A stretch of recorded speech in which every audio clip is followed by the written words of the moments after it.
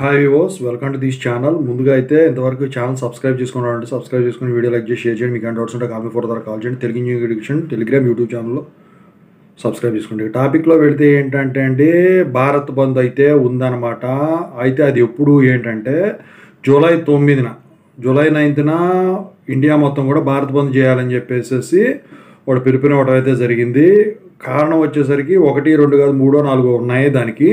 అయితే భారత్ బంధు ఉంటుంది కాబట్టి మరి ఇవి విద్యా సంస్థలు కూడా మరి హాలిడే ఇస్తారా లేదా అని చెప్పేసి 8వ తారీఖు అయితే మీకు తెలిసిపోతుందండి. ఎందుకంటే ఇప్పుడు ఈ బస్సులు, లారీలు, వెహికల్స్ ఇవన్నీ కూడా బంద్ చేశారనుకోండి, అప్పుడు వచ్చేసరికి మరి మీకు వెళ్ళటానికి ఇది ఉండదు కదా, ట్రాన్స్పోర్టు. అందుకని చెప్పేసి ఆ రోజు హాలిడే ఇచ్చేదానికి ఉంటుంది. జేఎన్టీకే వేసుకున్నా, జేఎన్టీజీబీ వేసుకున్నా, జేఎన్టీఏ వేసుకున్నా, జేఎన్టీహెచ్ వేసుకున్నా ఆఫీషియల్ అనౌన్స్మెంట్ అనేది అయితే ఇంకా రావాల్సి ఉందన్నమాట.